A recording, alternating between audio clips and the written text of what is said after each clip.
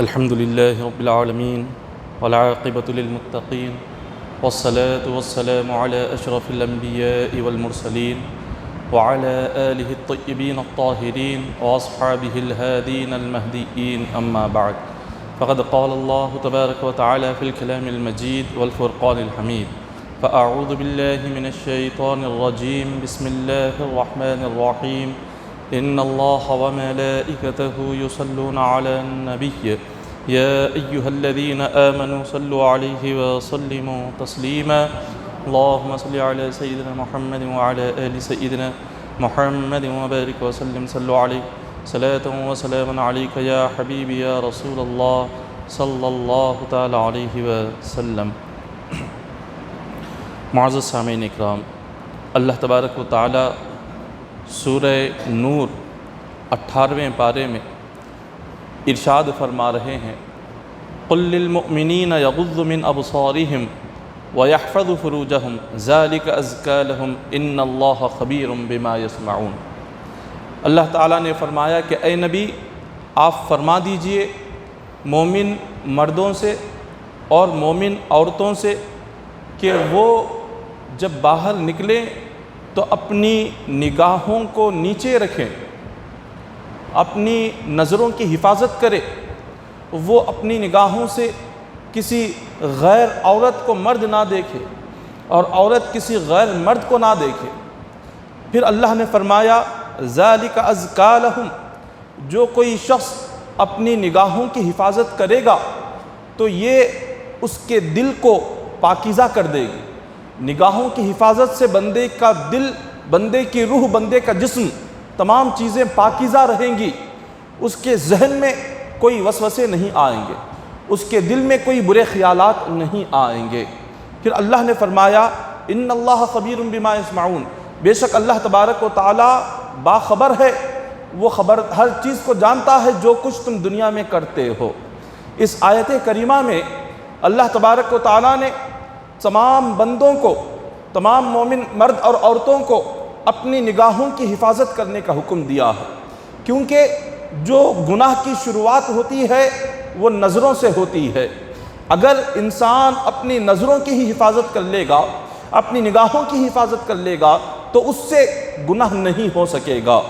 حدیث پاک میں آقا علیہ الصلوۃ والسلام ارشاد فرماتے ہیں من نظر الی امرأۃ اجنبیۃ صب فی عینیہ آلانک یوم القیامہ، کہ جو شخص دنیا میں کسی غیر عورت کو شہوت بھری نظروں سے دیکھتا ہے اور بری نظروں سے دیکھتا ہے، اللہ تعالیٰ قیامت کے دن اس کی آنکھوں میں سیسا پگھلا کر ڈالے گا، شیش اس کی آنکھوں میں پگھلا کر ڈالا جائے گا قیامت کے دن۔ اگر دنیا میں ہی انسان غور کرے کہ اگر تھوڑا سا ایک کنکر آنکھوں میں پڑ جائے، تھوڑی سی دھول پڑ جائے تو بندہ اس کو برداشت نہیں کر سکتا، وہ بے چین ہو جاتا ہے، بے قرار ہو جاتا ہے۔ اب قیامت کا دن جب اس بندے کی آنکھوں میں جب پگھلا ہوا سیس اس کی آنکھ میں جب ڈالا جائے گا تو اس آنکھ کی تکلیف کا کیا ہوگا، اس آنکھ کے درد کا کیا ہوگا۔ یہ عذاب کیوں دیا جائے گا؟ یہ عذاب دنیا میں نظروں کی حفاظت نہ کرنے کی وجہ سے دیا جائے گا۔ یہ عذاب اس لیے دیا جائے گا کہ وہ بندہ اپنی نگاہوں سے دنیا میں غیر عورتوں کو دیکھا کرتا تھا۔ بڑا سخت ترین عذاب ہے کہ اللہ تبارک و تعالیٰ نے اسی لیے دنیا میں حکم فرمایا کہ اے بندوں، اگر خود کو پاکیزہ رکھنا چاہتے ہو، اپنی نظر کو پاکیزہ رکھنا چاہتے ہو، اپنے دل کو پاکیزہ رکھنا چاہتے ہو، اپنی روح کو پاکیزہ رکھنا چاہتے ہو، اپنی عقل کو پاکیزہ رکھنا چاہتے ہو، اپنے جسم کو پاکیزہ رکھنا چاہتے ہو تو سب سے پہلے اپنی نگاہوں کی حفاظت کرو، اپنی نظریں ہمیشہ نیچے رکھا کرو۔ اس سے دل بھی پاک رہے گا، دل کے ساتھ ساتھ ذہن بھی پاک رہے گا۔ برے خیالات اور برے وسوسے بندے کو کب آتے ہیں؟ جب وہ اپنی نظر کی حفاظت نہیں کرتا، جب وہ اپنی نگاہوں کی حفاظت نہ کرے تو اسی وقت سے اس کے ذہن میں برے خیالات آنے لگ جاتے ہیں۔ جب وہ اپنی نگاہوں کو غیر عورتوں کو دیکھنا جب وہ زیادہ کر دیتا ہے تو اس کا ذہن گندا ہو جاتا ہے اور اس کا دل گندا ہو جاتا ہے۔ اس کے خیالات گندے ہو جاتے ہیں اور وہ بندہ آہستہ آہستہ اللہ کی عبادت سے دور ہو جاتا ہے، وہ نماز سے دور ہو جاتا ہے، اللہ کی اطاعت سے دور ہو جاتا ہے، حضور کی سنتوں پر عمل کرنے سے دور ہو جاتا ہے۔ حدیث پاک میں آقا علیہ الصلوۃ والسلام نے ارشاد فرمایا، جو کوئی نوجوان کسی اجنبی عورت کو اس نے دیکھا، پھر اچانک سے اس کے دل میں خیال آیا، ارے یہ تو گناہ ہے اور یہ تو بہت ہی اللہ کی نافرمانی ہے، اللہ کا خوف اس کے دل میں آ گیا اور اس خوف سے اس نے اپنی نظر کو پھیر لیا، اللہ کے خوف سے اپنی وہ نظر ہٹا لی، تو اللہ تبارک و تعالیٰ قیامت کے دن اس کو بہت ہی اعلیٰ مقام عطا فرمائے گا، جنت میں اس کا درجہ بہت ہی بلند فرما دے گا، وہ خدا کے نیک بندوں میں اس کا نام لکھ دیا جائے گا۔ پھر حضور علیہ الصلوۃ والسلام ارشاد فرماتے ہیں کہ اپنی نظروں کو غیر خواتین کو دیکھنے سے بچانا، یہ بھی اللہ کی عبادت ہے، یہ اللہ کی عبادت ہے کہ بندہ جب وہ اس کی نظر کسی غیر خاتون پر پڑ جائے اور ساتھ ہی ساتھ اللہ کا خوف دل میں آ جائے، اللہ کا ڈر دل میں آ جائے اور اس نے فوراً ہٹا لیا، تو یہ اللہ کی بارگاہ میں وہ اللہ کے محبوب بندوں میں لکھ دیا جائے گا، اور یہ عبادت ہے، اپنی نظروں کی حفاظت کرنا بھی عبادت ہے۔ اسی لیے حضور علیہ الصلوۃ والسلام نے ایک مقام پر ارشاد فرمایا، جو بندہ دنیا میں اپنی نگاہوں کو گناہوں سے بچائے گا، اپنی نظروں کو اللہ کی نافرمانی سے بچائے گا، اللہ تعالیٰ قیامت کے دن اس کو اپنا دیدار عطا فرمائے گا، اللہ تبارک و تعالیٰ اس آنکھ کو اپنا دیدار نصیب فرمائے گا کہ جو آنکھ دنیا میں اللہ کی نافرمانی سے بچی رہی، جو آنکھ دنیا میں بے حیائی اور بے شرمی سے بچی رہی۔ ایک اور حدیث پاک میں حضور فرماتے ہیں، النظر بالشہوۃ سہم مسمومۃ عن سہام ابلیس، کہ بری نظر شیطان کا ایک بہت بڑا تیر ہے، جس طرح سے تیر انسان کو زخمی کر دیتا ہے، انسان کی جان لے لیتا ہے، اسی طرح سے یہ بری نظر اور گندی نظر یہ بھی شیطان کا ایک تیر ہے، اس تیر سے شیطان بندے کا ایمان برباد کر دیتا ہے، اس تیر سے شیطان بندے کے ایمان کو قتل کر دیتا ہے، اس تیر سے شیطان بندے کو اللہ کی عبادت سے دور کر دیتا ہے۔ اس کی حفاظت ہم جتنا زیادہ کریں گے دنیا میں، ہمارا ایمان اتنا محفوظ رہے گا۔ اسی لیے بیان کیا جاتا ہے، ایک واقعہ کتابوں میں لکھا گیا ہے کہ ایک خاتون جو بہت ہی حسین اور خوبصورت تھی، وہ راستے پر چلتی ہوئی جا رہی تھی، ایک نوجوان کی نظر جب اس خاتون پر پڑی، وہ نوجوان اس خاتون کا عاشق ہو گیا اور وہ اس کے پیچھے پیچھے چلنے لگا۔ وہ خاتون کو جب محسوس ہوا کہ ایک نوجوان ہے جو اس کا پیچھا کر رہا ہے اور اس پر اس نے اپنی گندی نظریں جمائی ہوئی ہے، تو وہ خاتون سیدھے فوراً اپنے مکان میں داخل ہو گئی۔ وہ نوجوان اس خاتون کے دروازے کے باہر ہی کھڑا رہا۔ کافی دیر کے بعد اس خاتون نے اپنی خادمہ کو بلایا، خادمہ سے کہا کہ جاؤ دیکھو کہ مکان کے باہر کیا کوئی کھڑا ہے یا نہیں۔ خادمہ جاتی ہے اور وہ مکان کا دروازہ کھولتی ہے تو ایک نوجوان وہاں کھڑا ہوا نظر آتا ہے۔ اس نوجوان سے خادمہ نے پوچھا کہ بتاؤ تم کون ہو اور یہاں پر کیوں کھڑے ہوئے ہو؟ وہ نوجوان کہنے لگتا ہے کہ میں یہاں اس لیے آیا ہوا ہوں کہ میں تمہاری مالکہ کا عاشق ہو گیا، تمہاری مالکہ کی حسین اور خوبصورت نگاہوں کے تیر میرے دل میں لگ چکے ہیں اور میں پاگل سا ہو چکا ہوں اور مجھے اپنا ہوش نہیں ہے، بس میں تمہاری مالکہ سے ملنا چاہتا ہوں، تمہاری مالکہ سے کچھ دیر باتیں کرنا چاہتا ہوں، بس اتنا سننا تھا۔ وہ خادمہ اپنی مالکہ کے پاس آتی ہے اور عرض کرنے لگتی ہے کہ اے مالکہ، وہ جو نوجوان ہے وہ نوجوان آپ کی حسین اور خوبصورت آنکھوں کا عاشق بن گیا ہے اور وہ یہاں پر اس لیے آیا ہے کہ ایک مرتبہ وہ آپ سے ملے، آپ سے کچھ باتیں کرے اور آپ کے ساتھ بیٹھے، اس لیے وہ اسی انتظار میں آ کر دروازے کے باہر کھڑا ہوا ہے۔ مگر وہ خاتون نوجوان تھی، مگر اس کے ساتھ ساتھ نیک تھی، متقی تھی، پرہیزگار تھی، اللہ سے ڈرنے والی وہ خاتون تھی۔ اس خاتون کو جب پتا چلا کہ وہ نوجوان اپنی گندی نیت سے یہاں پر آیا ہوا ہے اور وہ اس کی حسین اور خوبصورت نگاہوں کا وہ عاشق بن چکا ہے، تو اس نوجوان حسین خاتون نے اپنے خادمہ سے کہا کہ اندر جاؤ، جا کر ایک برتن لاؤ، ایک چھری لاؤ۔ اس خادمہ نے برتن اور چھری لا کر اپنی مالکہ کو دے دیا۔ مالکہ اپنے کمرے میں گئی۔ تھوڑی دیر کے بعد جب وہ کمرے سے باہر آئی، خادمہ کیا دیکھتی ہے کہ اس کی مالکہ نے چھری سے اپنی دونوں آنکھوں کو نکال کر برتن میں رکھا ہوا ہے۔ مالکہ کا یہ منظر کہ آنکھوں سے خون بہہ رہا ہے اور دونوں آنکھیں برتن میں رکھی ہوئی ہے۔ اس خادمہ نے پوچھا کہ اے میری مالکہ، یہ کیا عجیب و غریب معاملہ ہے، یہ تم کیا کر رہی ہو؟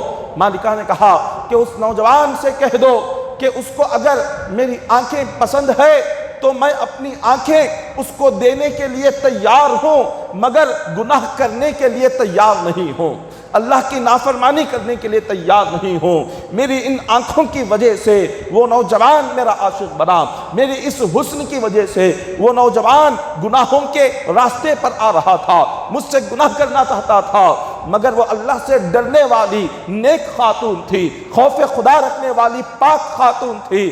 اس خاتون نے کہا کہ مجھے اپنی آنکھیں میرے چہرے سے نکالنا، کاٹ کر برتن میں رکھنا پسند ہے، مگر مجھے اللہ کی نافرمانی کرنا پسند نہیں ہے، مجھے گناہ کرنا پسند نہیں ہے، مجھے زنا کرنا پسند نہیں ہے۔ بس یہ منظر جو تھا، جب اس نوجوان نے یہ منظر دیکھا، جب اس کے سامنے لے جا کر یہ پیش کیا گیا، کہا کہ جن آنکھوں کا تو عاشق تھا، لے یہ آنکھیں لے اور واپس چلا جا۔ میری مالکہ اتنی نیک ہے، اتنی پاکیزہ ہے، اللہ سے اتنا ڈرتی ہے، قیامت سے اتنا ڈرتی ہے کہ اس کو مرنا پسند ہے، مگر اللہ کی بارگاہ میں گناہگار بننا پسند نہیں ہے، زنا کرنا پسند نہیں ہے۔ وہ نوجوان یہ منظر دیکھ کر اس نے توبہ کر لی، گناہ سے توبہ کر لی۔ اب وہ خادمہ جو تھی، خادمہ نے اپنی مالکہ کا کیا عجیب و غریب منظر دیکھا تھا۔ ایک وہ دور تھا، ایک وہ زمانہ تھا کہ جس زمانے میں خواتین اتنی متقی اور پرہیزگار ہوتی تھی، اتنی نیک ہوتی تھی کہ وہ اپنی جان دے دیا کرتی، مگر ایک لمحے کے لیے گناہ کرنا انہیں پسند نہیں تھا۔ ایک وہ دور، اور آج جس دور میں ہم ہے، اس دور پر غور کرے کہ یہ کیسا بے حیائی والا دور ہے، کیسا بے شرمی والا دور ہے۔ نہ مرد اپنی نگاہوں کی حفاظت کر رہا ہے، نہ خواتین اپنی نگاہوں کی حفاظت کر رہی ہیں۔ صبح سے لے کر شام تک ان نگاہوں سے ہم کتنے گناہ کرتے ہیں، صبح سے لے کر شام تک ان نگاہوں سے ہم کیسے بے حیائی والے منظر دیکھتے ہیں، کیسے بے شرمی والے منظر دیکھتے ہیں۔ نہ اللہ کا خوف ہے، نہ اللہ کا ڈر ہے، نہ موت کا خوف ہے، نہ قبر کا خوف ہے۔ آج یہ معاملہ، یہ بے حیائی، یہ بے شرمی دن بدن بڑھتی جا رہی ہے، اور فیشن دن بدن عام ہوتا جا رہا ہے، اور اللہ تبارک و تعالیٰ کا خوف دل سے ختم ہوتا جا رہا ہے، اور اللہ کا ڈر دل سے نکلتا جا رہا ہے۔ آج ایک بندہ مومن بس اپنی خواہشات نفسانی کو پورا کرنے کے لیے وہ کسی بھی حد تک گرنے کو تیار ہے، مگر اپنے رب کو راضی کرنے کو تیار نہیں ہے۔ قیامت کو اللہ کی بارگاہ میں جا کر ہمیں کھڑا ہونا ہے، ہمیں اپنا چہرہ دکھانا ہے، ہمیں اللہ کی بارگاہ میں حساب دینا ہے، اس بات کا کسی کو کچھ خیال نہیں ہے۔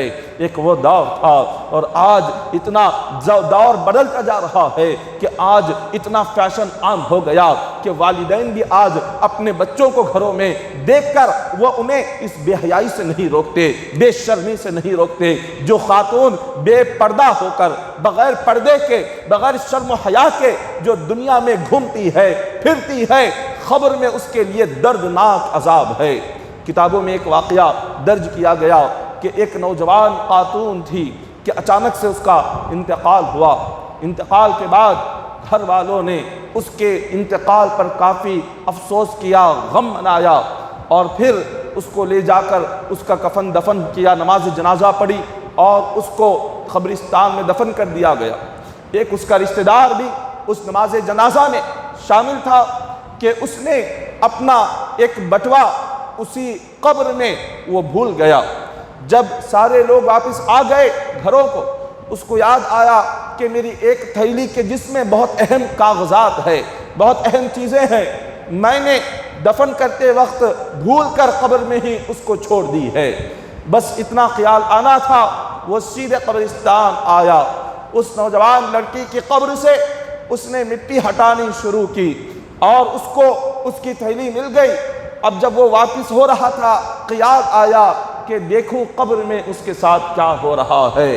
جب اس نے قبر سے سل ہٹائی تو وہ کیا دیکھتا ہے کہ تھوڑی دیر پہلے جس لڑکی کو سفید کفن میں دفن کیا گیا تھا، اس کے کفن کو عذاب کے فرشتوں نے پھاڑ دیا ہے، اس کے بالوں کو اس کے پیروں سے باندھ دیا گیا ہے، اور زمین کے کیڑے مکوڑے سانپ اور بچھو اس کے جسم کو نوچ نوچ کر کھا رہے ہیں۔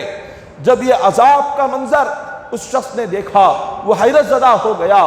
اس نے اپنی تھیلی وہیں پر چھوڑی، اپنے جوتے چھوڑے، دوڑتا ہوا سیدھے اس خاتون کے گھر آیا اور اس کی ماں سے پوچھنے لگا کہ بتاؤ، تم نے اپنی ساری زندگی اپنی نوجوان بیٹی کو دیکھا، تمہاری بیٹی کا عمل کیا تھا، اس کے کام کیا تھے، وہ کیا کرتی تھی، مجھے بتاؤ۔ ماں نے کہا کہ اس کا تو انتقال ہو چکا ہے، اب اس کے بارے میں جان کر تم کیا کرو گے؟ اس نے کہا کہ نہیں، مجھے جاننا ہے، اس لیے کہ میں نے ابھی قبر میں اس کا جو منظر دیکھ کر آیا ہوں، اس منظر کو دیکھ کر میرا دل دہل گیا ہے، جاننا چاہتا ہوں اس کا گناہ کیا تھا۔ ماں نے کہا میری بیٹی کا گناہ بس اتنا تھا، وہ جب تک زندہ رہی اس نے کبھی پردہ نہیں کیا، کبھی پردے کی پابندی نہیں کی۔ میری بیٹی بڑی فیشن میں رہا کرتی تھی، بال کھلے رکھتی تھی، اور جب کبھی شادیوں میں وہ جاتی تو شادیوں میں اسی بے پردگی کے ساتھ بال کھلے رکھ کر، سج دھج کر، بن سور کر تمام محفل میں وہ ناچتی تھی، وہ جھومتی تھی۔ اللہ اکبر! جب یہ باتیں اس شخص نے سنی تو اس نے کہا کہ آج تمہاری بیٹی کو قبر میں نے جو عذاب دیکھا ہے، اس کے اسی ناچ گانے کی وجہ سے، اس کی اسی بے پردگی کی وجہ سے، اس کے بال کھلے رکھ کر دنیا میں گھومنے کی وجہ سے آج قبر میں عذاب کے فرشتے اس کے بالوں کو اس کے پیروں سے باندھ چکے ہیں، اور اس کے جسم کو کیڑے مکوڑے کھا رہے ہیں، اور اس کے کفن کو پھاڑ دیا گیا ہے، اور بغیر لباس کے اس پر عذاب قبر میں ہو رہا ہے۔ یہ سب کچھ کیوں؟ اس خاتون کی بے پردگی کی وجہ سے، اس کی بے حیائی کی وجہ سے، بے شرمی کی وجہ سے آج پردہ اور یہ پردے کی حفاظت اور نظروں کی حفاظت آج اس کو کوئی گناہ ہی نہیں سمجھ رہا ہے۔ بغیر پردے کے کسی خاتون کا گھر سے نکلنا شریعت میں حرام ہے، اسلام میں حرام ہے۔ آج اسی پردے کو شرم محسوس کرتے ہیں پردہ کر کر جانے کے لیے، اور بغیر پردے کے پھرنا اس کو بہت بڑا فیشن سمجھ لیا گیا، بغیر پردے کے پھرنے کو اس کو بہت بڑی عزت سمجھ لی گئی۔ ایک خاتون کی عزت پردے میں ہے، ایک خاتون کی عزت شرم و حیا میں ہے، ایک خاتون کی عزت اللہ کی اطاعت و فرما برداری میں ہے، اس خاتون کی عزت شریعت کے احکامات پر عمل کرنے میں ہے، عبادتوں کی پابندی میں ہے۔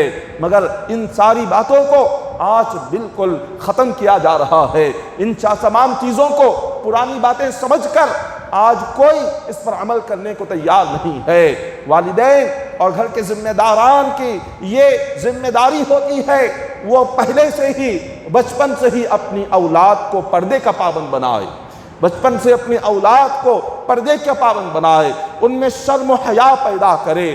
حضرت فاطمۃ الزہرا کی زندگی، اپنی بچیوں کو فاطمۃ الزہرا کی زندگی سناؤ، قضیۃ الکبریٰ رضی اللہ تعالیٰ عنہ کی زندگی کو سناؤ، حضور علیہ السلام کی پاک بیویوں کی زندگیاں اپنی بچیوں کو سناؤ، تاکہ وہ پردے کے ساتھ اپنی زندگی گزار سکے، شرم و حیا کے ساتھ اپنی زندگی گزار سکے، تاکہ ان کی زندگی شریعت کے مطابق گزر سکے۔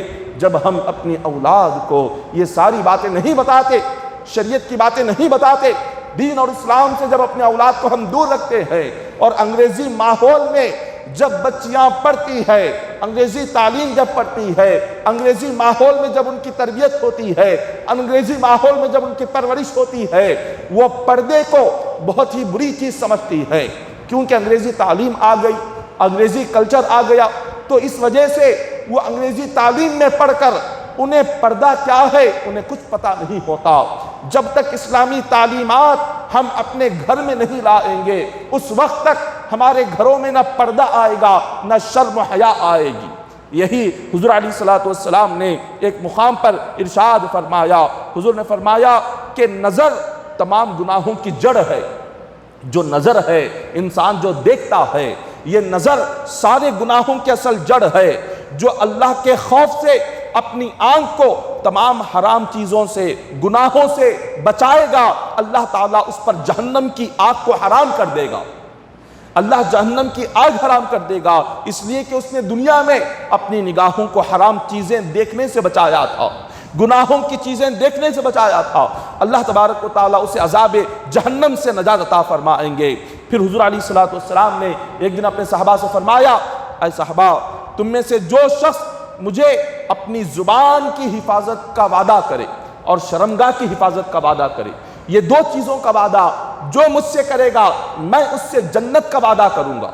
اس لیے کہ انسان کے اکثر جو گناہ ہوتے ہیں وہ یا تو زبان سے ہوتے ہیں یا تو شرمگاہ سے ہوتے ہیں، اور زبان انسان کی جو ہے وہ تلوار سے انسان کے جسم کو اتنی تکلیف نہیں ہوتی جتنا زبان سے تکلیف ہوتی ہے۔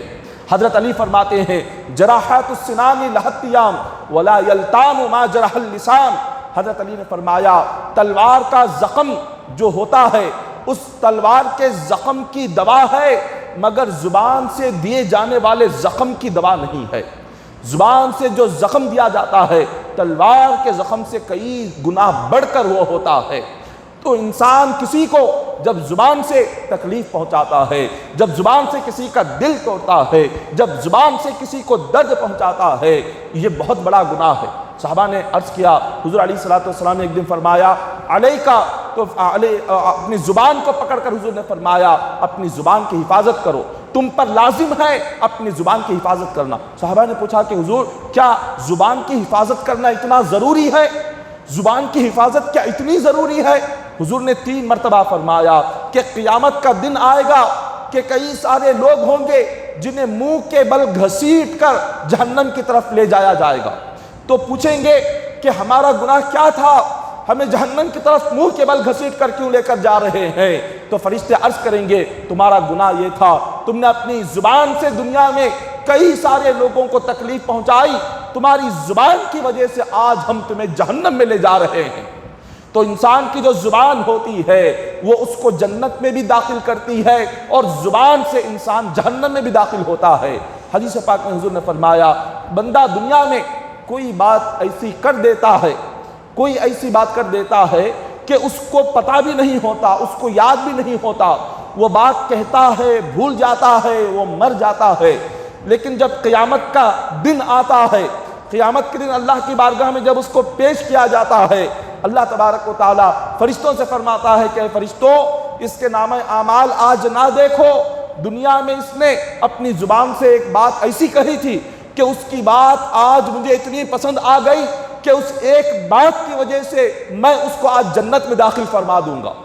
بس ایک بات بندے کی ایسی ہوتی ہے جو اللہ کو اتنی پسند آ جاتی ہے کہ اللہ تعالیٰ اس کو جنت میں داخل فرما دیتے ہیں۔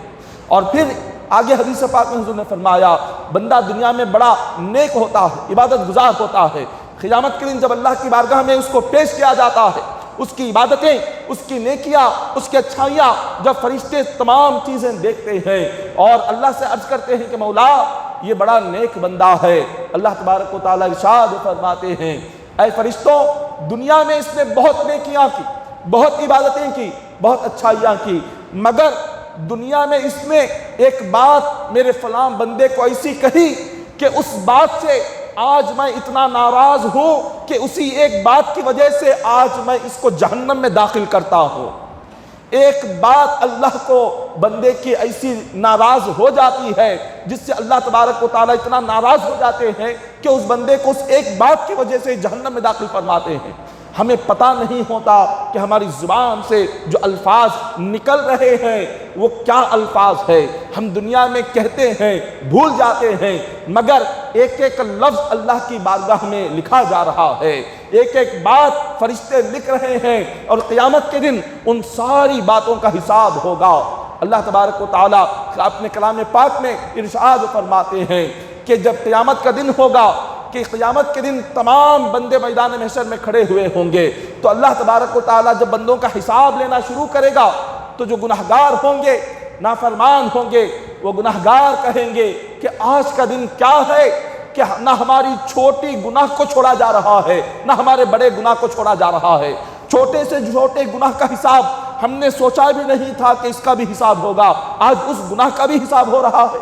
ہم نے سوچا بھی نہیں کہ اس چیز کے بارے میں پوچھا جائے گا، آج اس چیز کا بھی ہم سے سوال کیا جا رہا ہے، اس کا بھی حساب لیا جا رہا ہے۔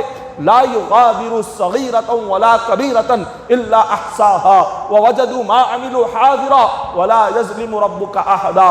اللہ تعالیٰ ارشاد فرماتے ہیں سورہ کہف میں، اے بندو تم نے جو کیا، چاہے وہ چھوٹا ہو وہ بڑا ہو، وہ سب کچھ تمہاری آنکھوں کے سامنے قیامت کے دن دکھاؤں گا۔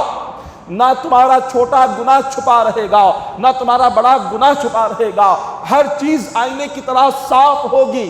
تم دیکھ کر حیرت زدہ رہ جاؤ گے کہ یہ کیا منظر ہے اور یہ کیا ہمارے ساتھ ہو رہا ہے۔ دنیا میں ہم نے کبھی ان چیزوں کے بارے میں سوچا نہیں ہوگا، ہم نے تو یہ سوچا کہ چلو یہاں کا معاملہ کیا ہے، یہاں جو ہوگا جب ہماری زندگی گزر جائے گی ہم قیامت کے دن دیکھ لیں گے ہمارے ساتھ کیا ہوگا۔ لیکن وہ جو منظر ہوگا، اس منظر کو جب انسان دیکھے گا اور فرشتے پوچھیں گے کہ بتا دنیا میں کتنے دن تو زندہ رہا، تو قیامت کا منظر دیکھ کر، قیامت کی ہیبت اور قیامت کا خوف اور قیامت کا عذاب دیکھ کر بندہ کہے گا کہ دنیا میں صرف ایک لمحہ، ایک سیکنڈ رہ کر آیا ہوں، یہاں کی ساری زندگی جو 70-80 سال کی ہوگی وہ بھول جائے گا۔ وہاں کی زندگی دیکھ کر، وہاں کے حالات دیکھ کر، قیامت کا وہ منظر دیکھ کر وہ کہے گا میں بس ایک سیکنڈ دنیا میں رہا پھر یہاں پر آ گیا۔ اتنا ہیبتناک اور ہولناک وہ منظر ہوگا، اور وہ بندہ کہے گا، حساب کتاب جب شروع ہوگا کہے گا کاش اللہ مجھے مٹی بنا دیتا تو اچھا ہوتا، میں مٹی بن جاتا تو اچھا ہوتا۔ وہ کہے گا کاش میں پیدا نہیں ہوتا تو اچھا ہوتا، اس لیے کہ اگر پیدا نہ ہوتا تو نہ یہاں پر حساب ہوتا، نہ یہاں پر مجھ سے کوئی سوال ہوگا، نہ مجھ سے کچھ جواب دینا پڑتا، نہ مجھے آج جنت یا جہنم کا میرے حق میں فیصلہ ہوتا، کچھ نہیں ہوتا، کاش میں مٹی بن جاتا تو بہت اچھا ہوتا۔ یہ اللہ تبارک و تعالیٰ قیامت کا منظر دیکھ کر بندہ یہ آرزو کرے گا۔ حضرت کعب احبار رضی اللہ تعالیٰ عنہ فرماتے ہیں بنی اسرائیل میں ایک خوبصورت نوجوان رہتا تھا، جب اس نے ایک خاتون نے جب اس کو دیکھا تو وہ خاتون اس نوجوان کو دیکھ کر اس نے کسی بہانے اس کو اپنے گھر بلایا۔ جب وہ نوجوان گھر میں داخل ہوا اس خاتون نے کمرہ بند کیا اور اس نوجوان سے اس نے اپنی نفسانی خواہشات کو پورا کرنے کے لیے کہا۔ اس نوجوان بڑا ہی نیک تھا، ایک وہ زمانہ گزرا، پچھلا جو دور تھا نوجوان بھی نیک ہوتے تھے، نوجوان بھی بڑے ہی عبادت گزار ہوتے تھے، اللہ سے ڈرنے والے ہوتے تھے۔ اس دور کی طرح نہیں کہ اس دور میں ہمیں اللہ کب یاد آتا ہے، ہمیں اپنی جوانی گزرنے کے بعد، جب ہمیں آخری عمر ہوتی ہے، آخری عمر میں ہمیں اللہ یاد آتا ہے۔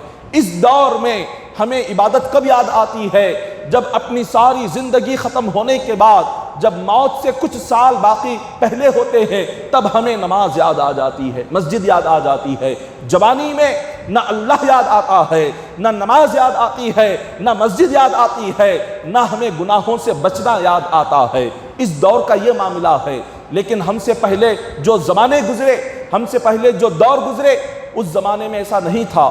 جو نوجوان ہوتا تھا اس کا دل بھی اللہ سے ڈر کے بھرا ہوا ہوتا تھا، اللہ کے ڈر سے اس کا دل کانپتا تھا، اللہ کے خوف سے وہ کبھی ایک لمحہ اللہ کی نافرمانی کے تعلق سے سوچا بھی نہیں کرتے تھے۔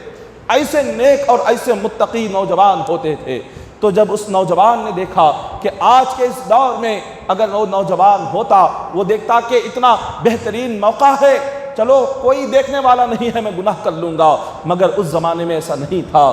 اس نوجوان نے جب دیکھا کہ اس خاتون نے گھر کے سارے دروازے بند کر لیے، ساری کھڑکیاں بند کر لی، اور اس سے کہا کہ تیرے لیے بس ایک ہی راستہ ہے، اگر یہاں سے تو واپس باہر جانا چاہتا ہے تو صرف اور صرف میری نفسانی خواہشات کو پورا کر، میرے ساتھ زنا کر لے تو یہاں سے باہر جا سکتا ہے، اگر تو نے میرے ساتھ زنا نہ کیا تو پھر تیرے لیے باہر جانے کا کوئی راستہ نہیں ہے۔ میں ساری قوم کو جمع کروں گی اور میں کہہ دوں گی کہ تو نے مجھ سے زنا کرنے کے لیے بہت زیادہ مجھ پر ظلم کیا ہے۔ جب اس نے یہ ساری باتیں سنی وہ نوجوان حیرت زدہ رہ گیا۔ اس نے سوچا اب کیا کرے۔ اس نے کہا کہ تھوڑی دیر مجھے موقع دو، میں طہارت سے فارغ ہونا چاہتا ہوں، میں غسل کر کے آنا چاہتا ہوں۔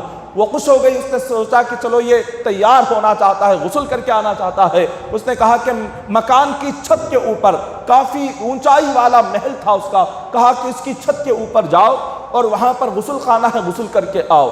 نوجوان چھت کے اوپر چڑھ جاتا ہے، اب سوچنے لگا کہ کیا کرے، نیچے جائیں تو نیچے گناہ ہے، اور وہ یہاں محل کی چھت پر کھڑے ہو کر نیچے کی طرف دیکھا، اگر اس گناہ سے بچنا ہے تو ایک ہی راستہ ہے کہ محل کی چھت سے نیچے چھلانگ لگاؤں، اب اس سے چاہے میری جان جاتی ہو چلی جائے مگر اللہ کی نافرمانی ہونے نہ پائے، گناہ نہ ہونے پائے، میرا رب مجھ سے ناراض نہ ہو، جان جائے تو چلی جائے مگر زنا مجھ سے نہ ہونے پائے۔ اس نوجوان نے یہ ارادہ کر لیا۔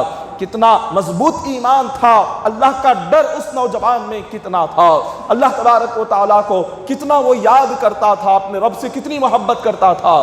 وہ نوجوان محل کی چھت پر چڑھ کر کھڑا ہو گیا اور محل کی چھت سے زمین کی طرف اس نے چھلانگ لگائی۔ خالق کائنات نے جب دیکھا کہ ایک نوجوان نے صرف رب کی محبت میں اور رب کو راضی کرنے کے لیے اپنی نفسانی خواہشات کو کچل دیا اور صرف اللہ تبارک و تعالیٰ کو راضی کرنے کے لیے اپنی جان دے رہا ہے، گناہ سے بچنے کے لیے اپنی جان دے رہا ہے، اللہ نے جبرائیل امین سے فرمایا کہ جبرائیل فوراً زمین پر جا، اس نوجوان کی حفاظت کر۔ اس نے اپنی نظر کی حفاظت کی، اپنی شرمگاہ کی حفاظت کی۔ جبرائیل امین اپنے پر پھیلاتے ہیں، وہ جیسے محل کی چھت سے نیچے گرا، جبرائیل نے اس کو اپنے پر اٹھا لیا اور اس کو زمین پر رکھا اور کہا کہ بندے آج اللہ نے تیرے لیے ایک خوشخبری بھیجی ہے۔ نوجوان نے پوچھا کہ کیا خوشخبری ہے؟ جبرائیل فرماتے ہیں، رب تبارک و تعالیٰ فرماتا ہے کہ تو نے رب کے لیے گناہ کو چھوڑا، اللہ نے تجھے جہنم سے نجات عطا فرما دیا ہے،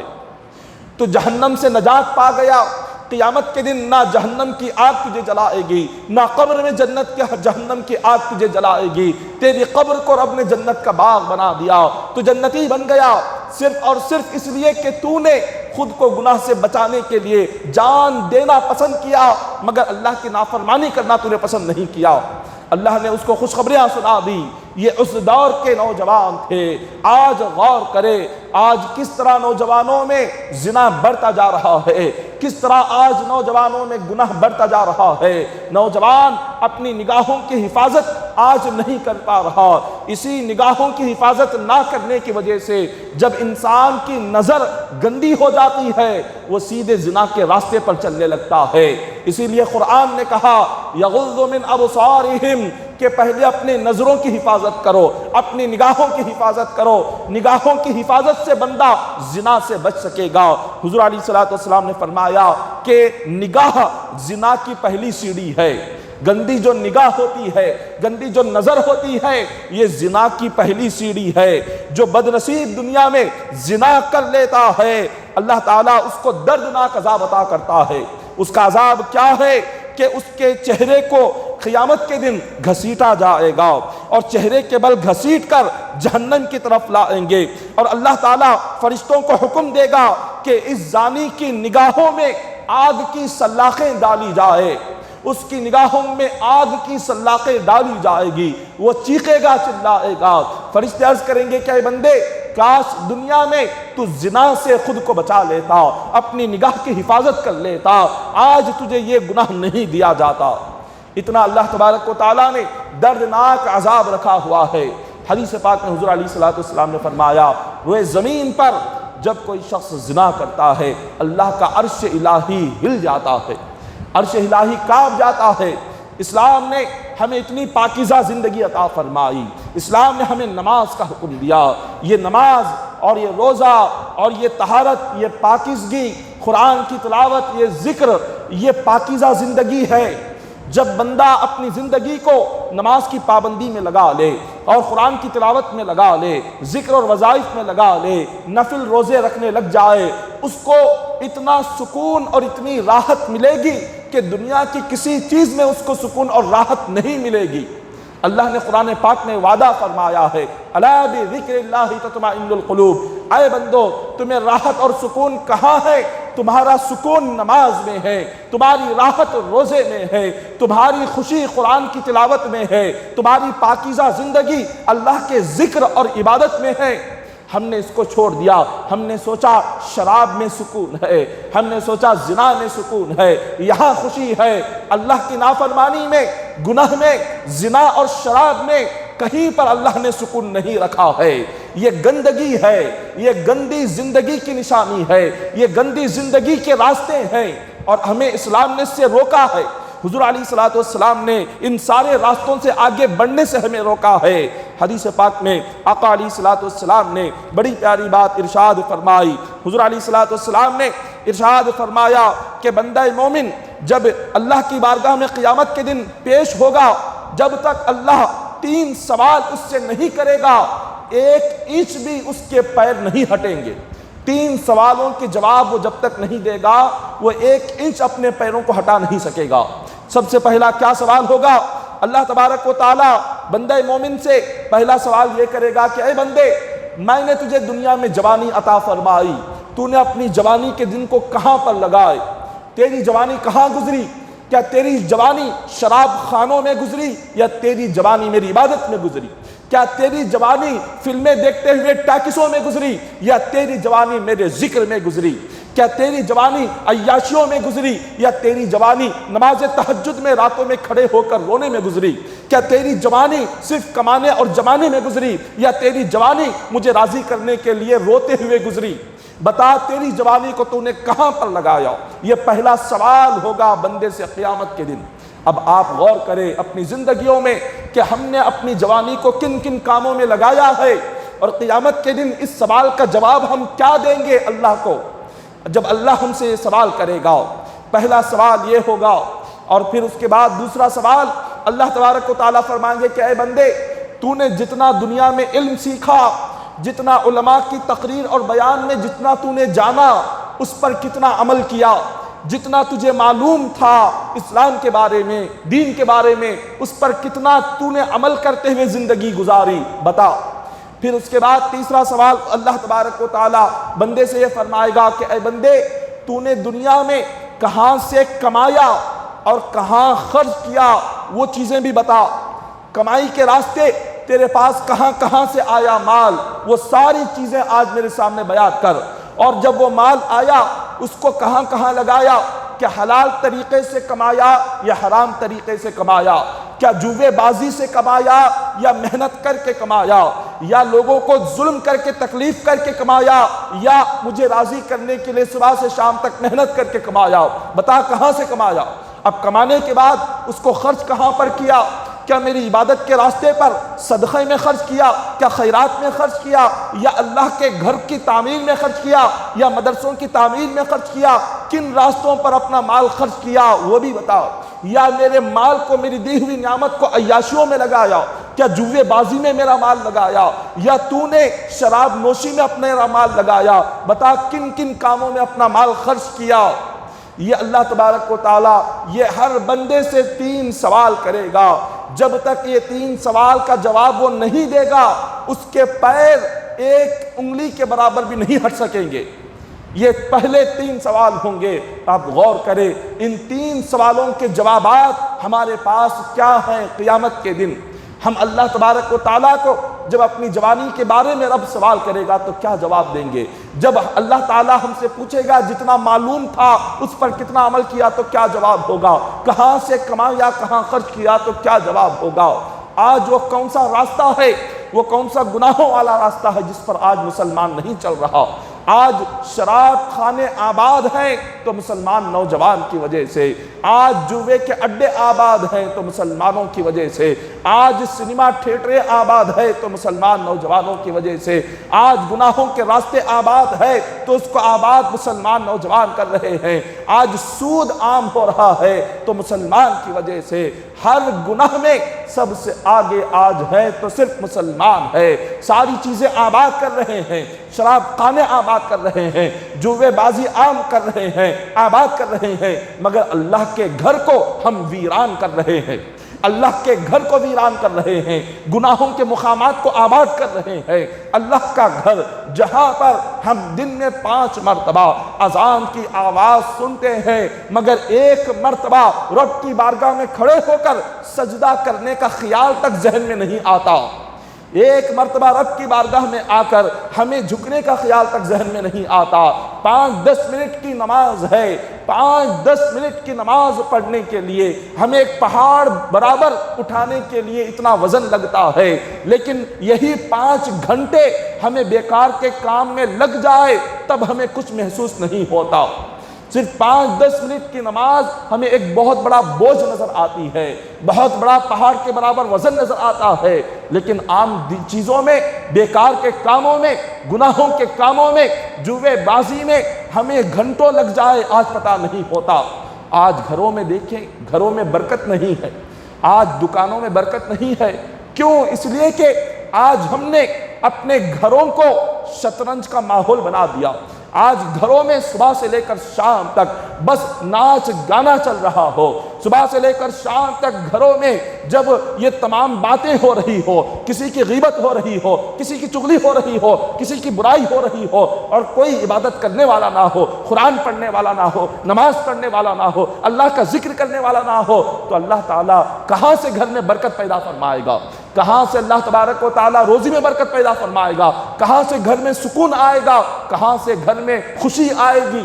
حدیث پاک میں آتا ہے جس گھر میں ایک بے نمازی ہو اس کے اطراف 70 گھروں پر اللہ کی لعنت برستی ہے۔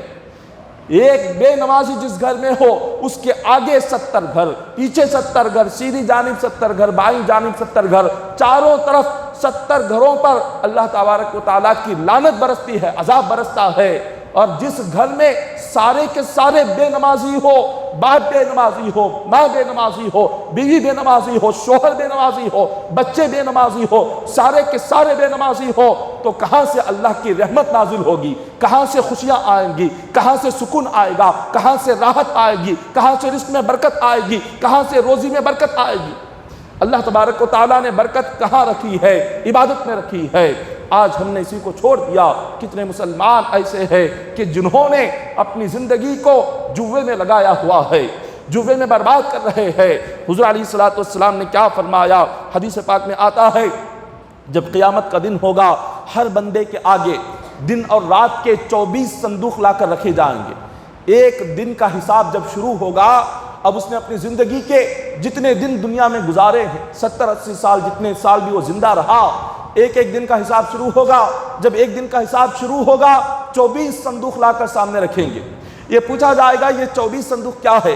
ایک ایک صندوق کھولیں گے، کسی صندوق سے نور نکلے گا، کسی صندوق سے بالکل ایک کالا رنگ کا ایک اندھیرا نکلے گا اور دھواں نکلے گا، اور کسی صندوق سے کچھ نہیں، بس وہ خالی ہوگا۔ وہ بندہ دیکھ کر پوچھے گا یہ 24 صندوق کیا ہے؟ فرشتے عرض کریں گے یہ دنیا میں تو نے جو 24 گھنٹے گزارے، ایک ایک گھنٹے کا حساب ہم نے صندوق میں بند کر کے رکھا ہے۔ جس صندوق سے نور نکل رہا ہے اس گھنٹے میں تو نے اللہ کی عبادت کی ہے، اللہ کا ذکر کیا، قرآن کی تلاوت کی، وہ نیکیوں کو ہم نے ایک نور کی شکل میں صندوق میں بند کر کے رکھا۔ اور جس صندوق میں صرف اندھیرا ہے، جس صندوق میں سوائے تجھے تاریکی اور اندھیرے کے کچھ نظر نہیں آ رہا، وہ تیرے گناہ ہے۔ جس گھنٹے میں تو نے گناہ کیے وہ گناہوں کو ہم نے ایک کالے رنگ میں اندھیری رات کی شکل میں اس کو یہاں پر بند کر کے رکھا ہے۔ اور جو صندوق کالا ہے جس میں کچھ نہیں ہے، تو وہ فرمایا اس صندوق میں وہ جو گھنٹے تو نے دنیا میں بیکاری میں گزارے، بیکاری میں باتیں کرتے ہوئے جو گھنٹے گزارے، وہ گھنٹے جس میں کچھ نہیں کیا، خالی تھے، ہم نے اس کو خالی صندوق بنا کر بند کر دیا ہے۔ یہ 3 قسم کے جو 24 صندوق ہوں گے، ایک ایک لا کر کھولا جائے گا، اس کا حساب اللہ کے سامنے پیش کیا جائے گا۔ تو جتنے گھنٹے دنیا میں زندہ رہا اتنے ہزاروں لاکھوں صندوق لائے جائیں گے۔ ہم نے اپنے زندگی کے گھنٹے کیسے گزار رہے ہیں؟ ہمارے زندگی کا وقت کیسے گزر رہا ہے؟ کہیں ہم نے اپنی زندگی کو بیکاری میں تو نہیں لگایا، کہیں ہم نے اپنی زندگی کو اللہ کی نافرمانی میں تو نہیں لگایا۔ وہ سب کچھ ایک ایک صندوق میں بند کر کے قیامت کے دن ہمارے سامنے پیش کیا جائے گا۔ اپنی زندگی کا ایک ایک لمحہ، ایک ایک دن، ایک ایک گھنٹہ بڑا قیمتی ہے۔ یہ ایک اللہ تبارک و تعالیٰ نے ایک زندگی خزانے کے طور پر عطا کی ہے۔ اس کی اہمیت بندے کو کب پتہ چلے گی؟ زندگی کتنی اہم تھی، زندگی کتنی قیمتی تھی، یہ خبر میں جانے کے بعد پتہ چلے گا کہ زندگی کتنی قیمتی تھی۔ جب سکرات طاری ہوتی ہے تب بندے کو پتہ چلے گا کہ زندگی کتنی بڑی دولت اللہ نے عطا فرمائی تھی۔ زندگی کی اہمیت بندے کو اس دنیا میں رہتے ہوئے زمین پر چلتے ہوئے پتہ نہیں چلتی، جب زمین کے نیچے گڑھے میں چلا جاتا ہے اس قبر میں جانے کے بعد زندگی کا پتہ چلتا ہے کہ اللہ تعالیٰ نے کیسی نعمت ہمیں عطا فرمائی تھی۔ روایتوں میں آتا ہے، حدیث پاک میں، جب بندہ مومن کا انتقال ہو جاتا ہے، اس کے انتقال کے بعد جب اس کو تدفین کرتے ہیں، جب اس کو کفن دفن کا انتظام کرتے ہیں، قبر میں جب رکھ دیا جاتا ہے، جب اس کے بعد بندہ مومن اللہ کی بارگاہ میں عرض کرتا ہے کہ مولا آج میں دیکھ رہا ہوں کہ میں نے اپنی زندگی میں کیا کیا کیا، میری آنکھوں کے سامنے ہے۔ ایک طرف میں اپنی عبادتیں بھی دیکھ رہا ہوں اور دوسری طرف اپنے گناہ نافرمانیاں بھی دیکھ رہا ہوں۔ وہ عرض کرے گا کہ مولا آج میری آنکھوں کے سامنے میرے گناہ بہت زیادہ بڑھ چکے ہیں اور میری عبادتیں بہت ہی کم نظر آ رہی ہے۔ آج مجھے ڈر ہے اس بات کا کہ آج مجھے عذاب ہوگا، آج اس بات کا ڈر ہے کہ جہنم کی آگ مجھے آج جلائے گی۔ بس اپنے اس عذاب کو کم کرنے کے لیے تیری بارگاہ میں بس تھوڑی سی مہلت چاہتا ہوں۔ اللہ تعالیٰ فرمائیں گے کہ اے بندے کتنی مہلت چاہیے بتا؟ وہ عرض کرے گا کہ مولا بس مجھے اتنی مہلت دے کہ میں صرف 2 رکعت نفل نماز پڑھ لوں تاکہ اس 2 رکعت نفل نماز سے میرے عذاب میں کچھ کمی آ جائے۔ اللہ تعالیٰ فرمائیں گے کہ بندے نہیں، آج تجھے وقت نہیں ہے، سانس نکل گئی، سانس ختم ہونے کے بعد تجھے کچھ عمل کرنے کا وقت نہیں۔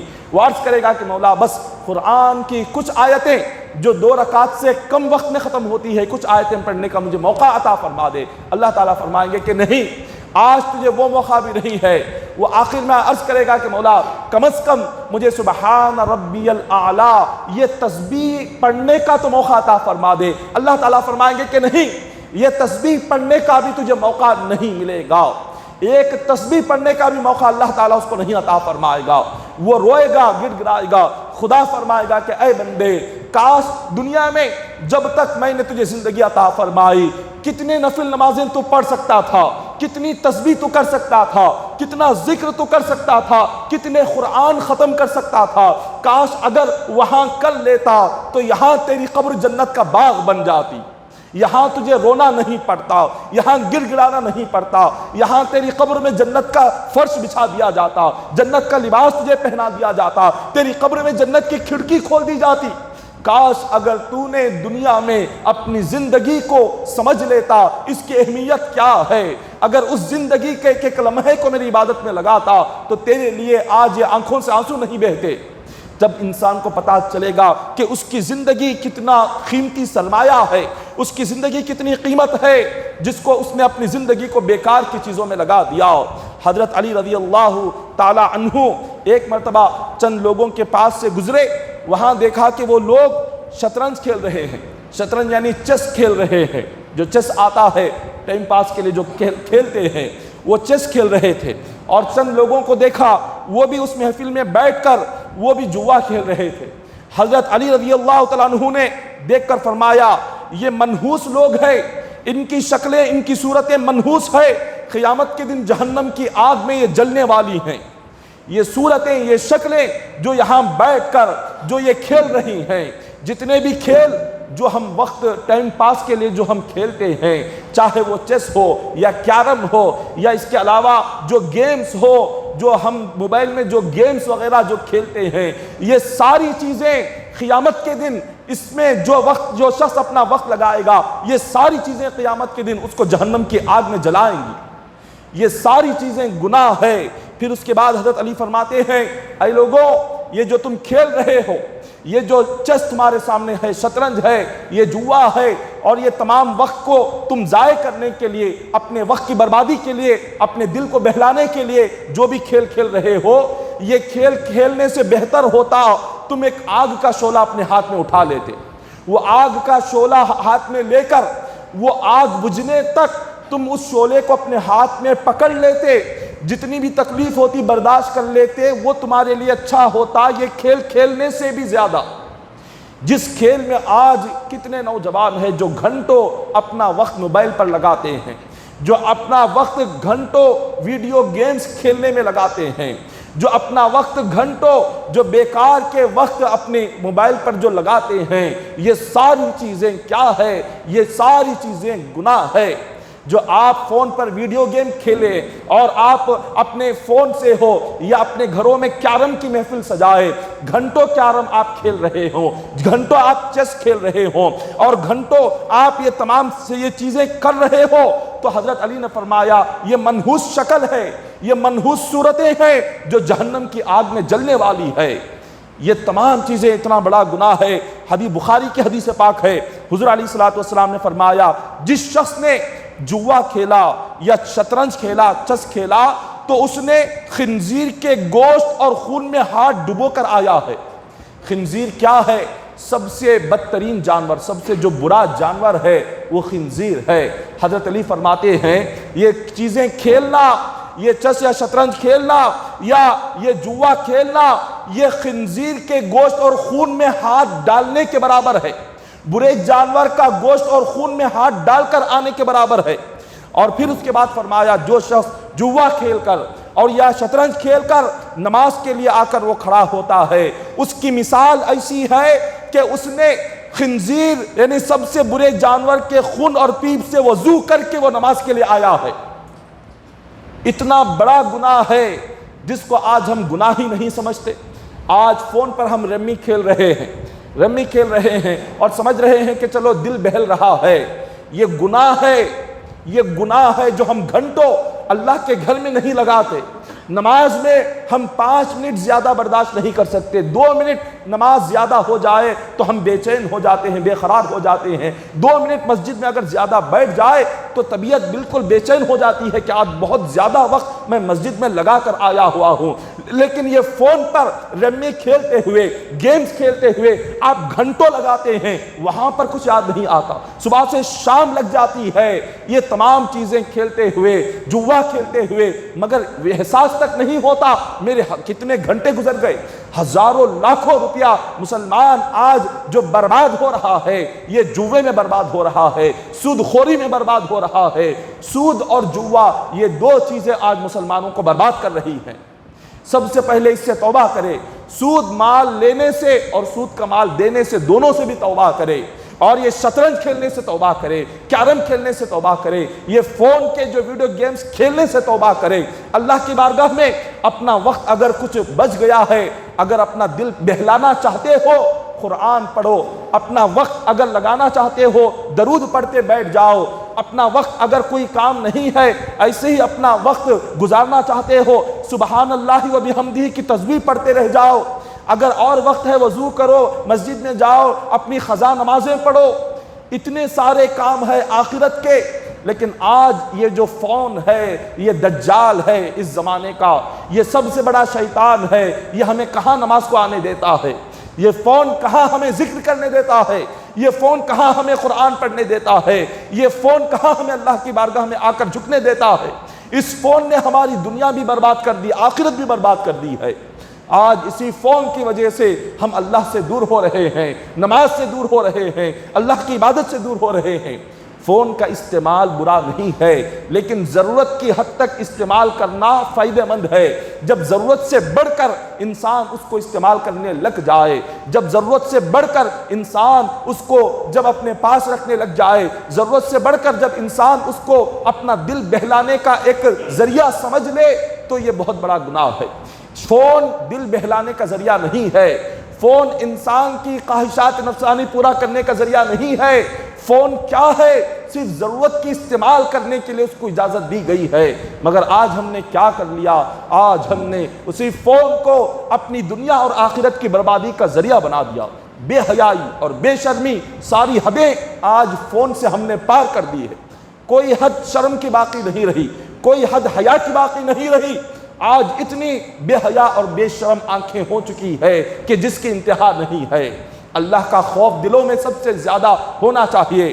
روایتوں میں آتا ہے، حدیث پاک ہے، حضور علیہ الصلوۃ نے ارشاد فرمایا، آقا علیہ الصلوۃ نے فرمایا کہ جس شخص کو تم دیکھو کہ وہ جوا کھیلتا ہے اور جس شخص کو دیکھو وہ شطرنج یعنی چیس کھیل رہا ہے، کیرم کھیل رہا ہے، تو حضور نے فرمایا ایسے لوگوں کو سلام نہ کرو، ایسوں کی عزت نہ کرو، اگر وہ تمہیں سلام کرے تو اس کا جواب بھی نہ دو۔ یہ حدیث پاک ہے۔ یہ حضور علیہ الصلوۃ کی سختی دیکھیے، کہ حضور کتنے سخت لہجے میں ہم سے فرما رہے ہیں، حضور کا مزاج کتنا نرم ہے، حضور کتنے نرمی سے پیش آتے ہیں، مگر حضور نے اپنا جلال دکھایا۔ ان چیزوں پر کتنا حضور سخت ناراض ہے، اللہ اور اس کے رسول کی ناراضگی معلوم ہو رہی ہے۔ حضور نے تو پہلے فرمایا ایسے جوا کھیلنے والے کو دیکھو تو سلام نہ کرو، اگر وہ سلام کرے تو اس کا جواب بھی نہ دو، اس کی عزت بھی نہ کرو، یہ حدیث پاک میں ہے۔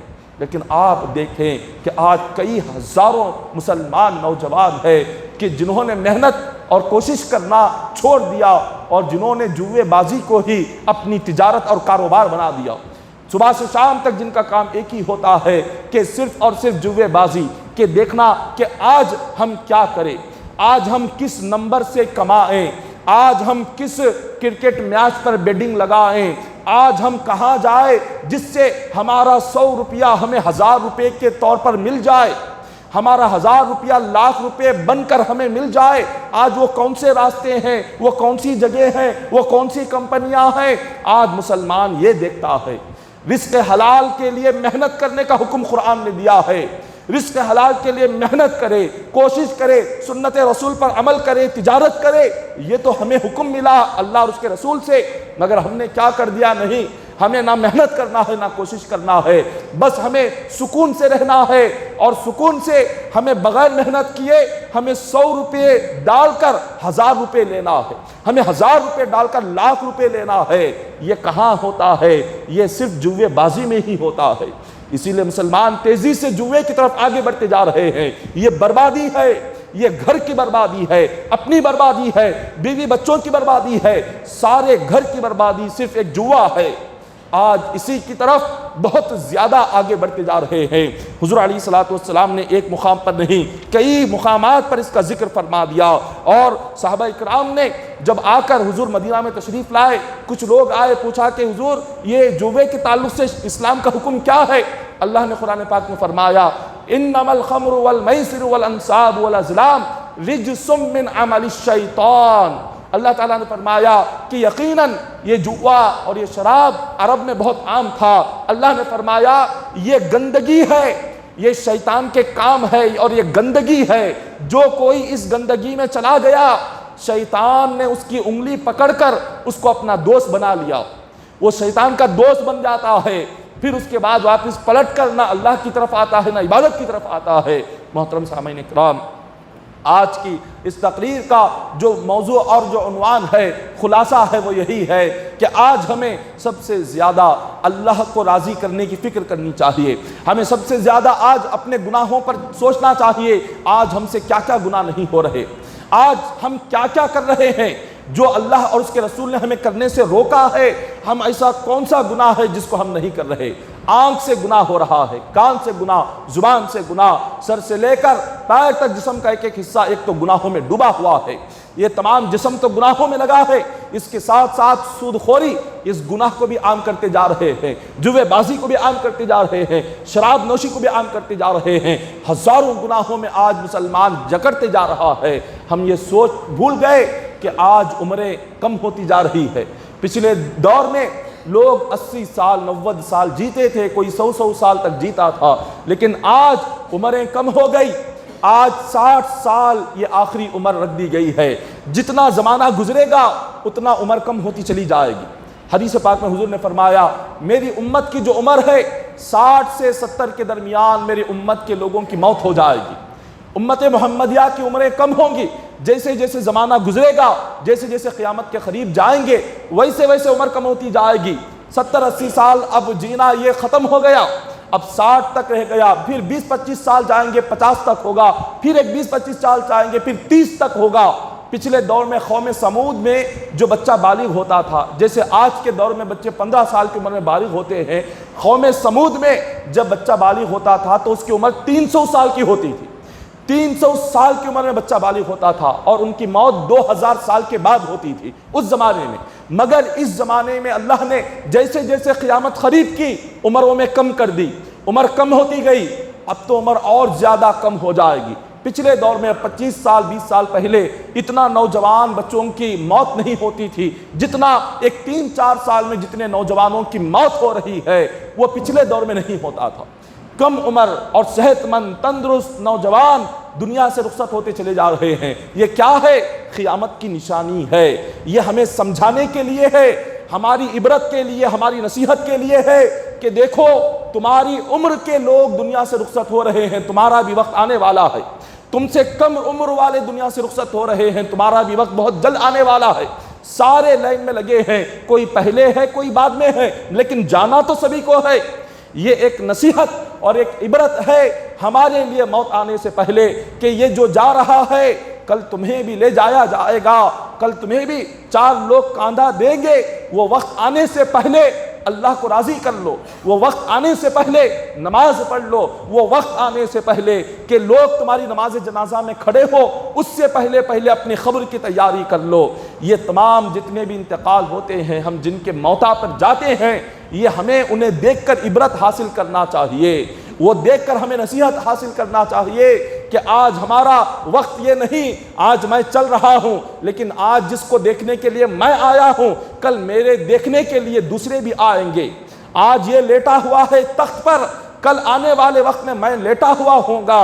آج اس کے انگوٹھے باندھ دیے گئے، کل میرے باندھے جائیں گے۔ آج اس کا چہرہ باندھا گیا، کل میرا باندھا جائے گا۔ آج اس کو غسل دینے والا آیا، کل مجھے غسل دینے والا آئے گا۔ آج اس کے لیے میں کفن خرید رہا ہوں، کل میرے لیے کوئی دوسرا کفن خریدے گا۔ آج اس کے لیے لوگ جا کر گڑھا کھود رہے ہیں، کل میرے لیے بھی لوگ جا کر گڑھا کھودیں گے۔ آج اس کو میں خبر میں اتار رہا ہوں، کل مجھے بھی اتارنے والا کوئی نہ کوئی یہاں کھڑا ہوگا۔ آج اس کی میت پر میں مٹی ڈال رہا ہوں، کل میری میت پر لوگ مٹی ڈالیں گے تو اس وقت میں میرا کیا حال ہوگا۔ بندے کو یہ سبق لینا چاہیے، عبرت لینا چاہیے۔ دوسروں کی موت دیکھ کر ہم اس موت کو دیکھ کر سمجھتے ہیں یہ اس کا ہے، میرا کچھ نہیں ہے۔ یہ سمجھتے ہیں میں تو ہمیشہ رہوں گا، وہ تو چلا گیا۔ ایسی سوچ آج ہماری ذہنوں میں بنی ہوئی ہے۔ اپنے ذہنوں کی سوچوں کو بدلیں۔ اپنی زندگی دنیا میں ایسے رہیں کہ مسافر ہے، کوئی زیادہ وقت نہیں ہے، عمریں تیزی سے چلی جا رہی ہے۔ جمعہ جا کر جمعہ کب آتا ہے پتہ نہیں چلتا، اتوار جا کر اتوار کب آتا ہے پتہ نہیں چلتا، رمضان جا کے دوسرا رمضان کب آتا ہے پتہ نہیں چلتا۔